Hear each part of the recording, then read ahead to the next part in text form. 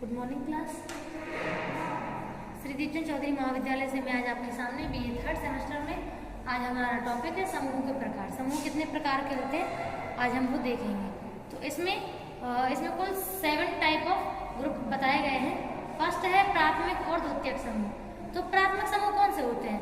प्राथमिक समूह वो होते हैं जिनको आप चॉइस नहीं करते हैं कि वो समूह आपको बनाना है या नहीं, वो पहले से ही आपकी लाइफ में एक समूह के रूप में, एक सामाजिक समूह के रूप में बने होते हैं। जैसे एक बच्चा जब जन्म लेता है तो उसके आसपास उसके माता पिता, उसके अगर भाई बहन हैं बड़े तो वो, और दादा दादी, उसके बुआ फूफा, ठीक है, मौसा मासी, मामा जी, ये उसका मतलब मौसा मासी बुआ फूफा को थोड़ा छोड़ दो, बुआ को ले लो, ठीक है। तो जो जन्म से ही उसके साथ रहते हैं लगभग 5-6 सालों तक, जो उसको पूरी देखभाल उसकी करते हैं, उसको पूरा उसका पालन पोषण करते हैं, वो प्राथमिक समूह कहलाते हैं।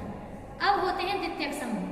द्वितीयक समूह कौन से होते हैं? जिनके साथ व्यक्ति हमेशा नहीं रहता है लेकिन संपर्क में आता जाता रहता है। जैसे कि रिश्तेदार, खास रिश्तेदार, चाहे मासा मासी हो, बुआ फूफा हो, या फिर दीदी जियाजी हो, ठीक है, या अदर रिलेटिव, या मम्मी के कोई रिलेटिव हो, मामा हो हमारे, ठीक है, मामा मम्मी हो, उनके बच्चे हो, तो ये हमारे होते हैं द्वितीयक समूह है।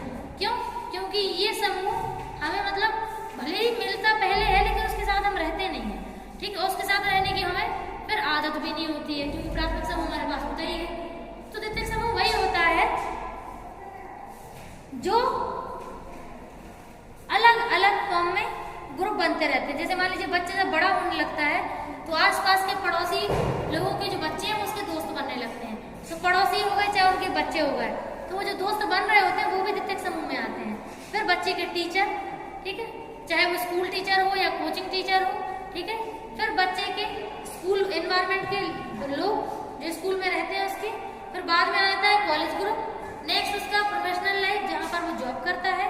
तो ये सब कुछ द्वितीयक समूह में आते हैं जो लाइफ लॉन्ग तो बने रहते हैं लेकिन समय के अनुसार ग्रुप जो है वो परिवर्तित होते रहते हैं। जैसे हम लोग छोटे थे तो बच्चे जो दोस्त थे वो हमारा समूह थे, द्वितीयक समूह। फिर थोड़े और बड़े हुए स्कूल में गए तो वो हमारे द्वितीयक समूह बने। फिर थोड़े और बड़े हुए कॉलेज में गए तो वो हमारे द्वितीयक समूह बने। और लास्ट जब हम जॉब लाइफ में जाते हैं तो जहाँ जॉब कर रहे होते हैं जितने सालों तक, फिर वो हमारे द्वितीयक समूह होते हैं। अगर वही हम जॉब कर रहे हैं कंटिन्यू तो वो तो द्वितीयक समूह बने ही रहेंगे। अगर हमारी जॉब हमने स्विच कर ली अदर जगह तो हमारा द्वितीयक समूह फिर बदल जाता है। तो प्राइमरी समूह कभी बदलता नहीं है, उसके साथ हम जन्म से लेकर मृत्यु तक रहते हैं। हाँ, लड़कियों की जो शादियाँ हो जाती है तो उसका द्वितीयक समूह थोड़े समय के लिए बदल जाता है प्राथमिक, लेकिन उसका जो प्राथमिक होता है वो हमेशा प्राथमिक ही रहता है, ठीक है। और द्वितीयक भी प्राथमिक ही बन जाता है क्योंकि वो उसकी लाइफ का एक पार्ट बन चुका है। नेक्स्ट है स्थिर और अस्थिर समूह। तो स्थिर समूह कौन से होते हैं? जो समूह बिल्कुल बने हैं तो कभी मिटेंगे नहीं, जैसे फैमिली, ठीक है, या फिर मान लीजिए अगर किसी सोशल ग्रुप में पर्सन हेल्पिंग बिहेवियर रखता है तो वो भी स्थिर ग्रुप हो जाता है। एक होता है अस्थिर ग्रुप। ऐसे ग्रुप जो मतलब हर टाइम चेंज होते रहते हैं, जिनमें स्थिरता नहीं होती है, आज ये ग्रुप कल वो ग्रुप परसों वो ग्रुप। तो ऐसे ही लोगों का जो समूह है वो टूटता बनता रहता है, तो उसे अनस्टेबल ग्रुप कहते हैं, ठीक है। नेक्स्ट है संगठित और असंगठित समूह। संगठित समूह कौन होते हैं? जो किसी एक विशेष उद्देश्य की पूर्ति करने के लिए एकत्रित होते हैं, वो होते हैं संगठित समूह। किसी एक कार्य की पूर्ति के लिए वो संगठित होते हैं, और चाहे वो गोल कुछ समय का हो या बहुत लंबे समय के लिए बना हो, उसको जब तक पूरा नहीं कर लेते तब तक वो संगठित बने रहते हैं। मान लीजिए उसी ग्रुप से अन्य और भी कार्य होने हैं तो वो भी संगठित हो जाते हैं, ठीक है। नेक्स्ट है असंगठित समूह, अनऑर्गेनाइज्ड समूह।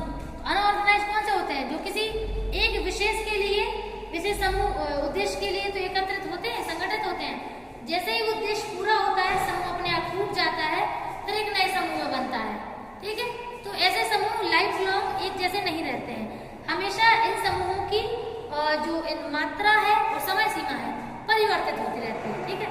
तो ऑर्गेनाइज और अनऑर्गेनाइज जो ग्रुप होते हैं वो according to situation, according to goal, इनका जो सिचुएशन है वो चेंज होती रहती है। नेक्स्ट है आकस्मिक और उद्देश्यपूर्ण समूह, यानी कि एक्सीडेंटल और पर्पसिव उद्देश्य। एक्सीडेंटल ग्रुप कौन से होते हैं? जो अचानक से बन जाते हैं, जिनके बनने का पहले से कोई प्लानिंग नहीं होती है। जब कोई भी समूह प्री प्लानिंग के बिना बने, अचानक से बन जाए, किसी एक विशेष उद्देश्य के लिए तुरंत से बने, ठीक है, जिसकी कोई प्लानिंग नहीं थी, न जिसका कुछ पता था, वो बन गया और वो काम करवा लिया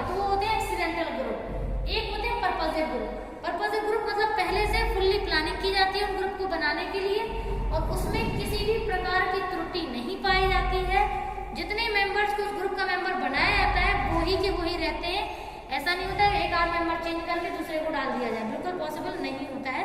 और एक्सीडेंटल में कभी भी किसी को कैसे भी हम लोग ऐड कर देते हैं, तो ये फर्क है दोनों में।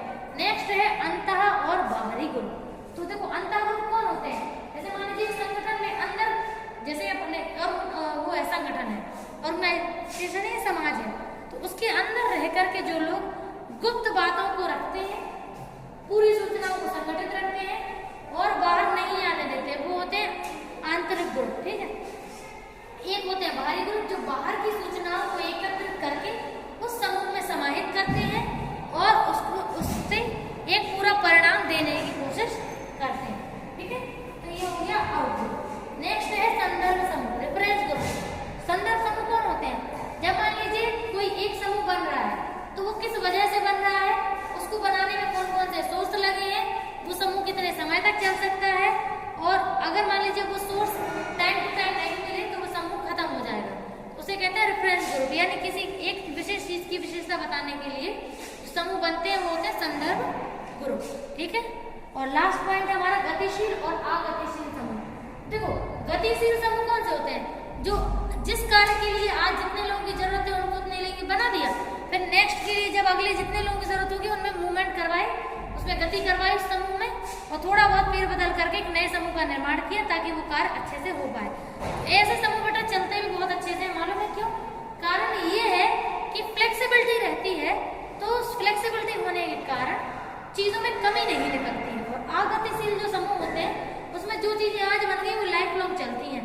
तो प्रॉब्लम ये देखने को मिलती है कि जब फ्लेक्सिबिलिटी नहीं होती है तो समय की मार झेल नहीं पाते हैं, और जैसे ही कठोर समय आता है तो बिखर जाते हैं। तो इससे बढ़िया, सबसे बढ़िया है गतिशील समूह। ठीक है, तो ये आपके कुछ समूह के प्रकार हैं, इसमें जो भी डाउट हो बता सकते हैं। Thank you.